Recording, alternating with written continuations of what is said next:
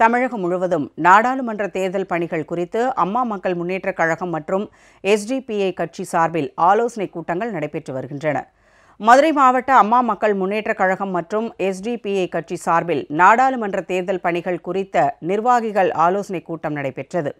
அப்போது மதுரை நாடாளுமன்ற தொகுதி கழக வேட்பாளர் திரு டேவிட் அண்ணாதுரைக்கு கழக நிர்வாகிகள் சால்வை அணிவித்து வாழ்த்து தெரிவித்தனர். இந்த கூட்டத்தில் கழக வேட்பாளரை பெருவாரியான வாக்குகள் வித்தியாசத்தில் வெற்றி பெற செய்ய ஆலோசனைகள் வழங்கப்பட்டன. மாவட்ட செயலாளர்கள், செய்தி தொடர்பாளர் உள்ளிட்ட கழக நிர்வாகிகளும் தோழமை கட்சியான SDPI கட்சியின் நிர்வாகிகளும் கலந்து கொண்டனர். அம்மா மக்கள் முன்னேற்ற கழகத்தினுடைய வேட்பாளர்களுக்கு தமிழகம் முழுவதும் SDPI கட்சி உறுதியான அளவிலே களப்பணி ஆற்றி அவர்களை வெற்றியடை செய்யும்.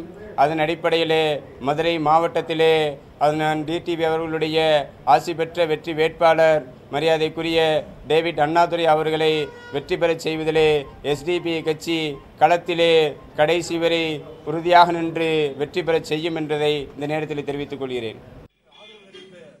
திண்டுக்கல் மாவட்ட கழகம் சார்பில் நாடாளுமன்ற தேர்தல் குறித்த ஆலோசனைக் கூட்டம் கொடைக்கானலை அடுத்த மூஞ்சிக்கல்லில் நடைபெற்றது.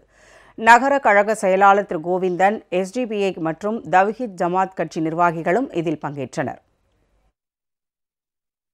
கொடைக்கானல் நகரை பொறுத்தவரை நம்முடைய SDPI கட்சியானது மிகவும் ஆர்வமாக நமக்கு உறுதுணையாக இருப்போம் என்று இன்று வருகின்றுள்ளார்கள்.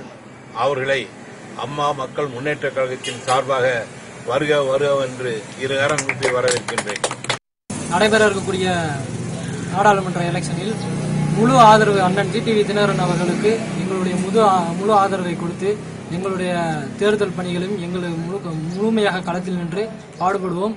நாடாளுமன்ற தேர்தலில் நமது அம்மா மக்கள் முன்னேற்ற கழகத்தின் அனைத்து வேட்பாளர்களுக்கும் ஆதரவு தெரிவித்து நமது SDPI கட்சியின் சார்பாக முடிவெடுத்துள்ளோம். அதற்கேற்ப திண்டுக்கல் தொகுதியினுடைய வேட்பாளர் ஜோதிமுருகன் அவர்களின் வெற்றிக்காக தொடர்ந்து பாடுபடுவோம்.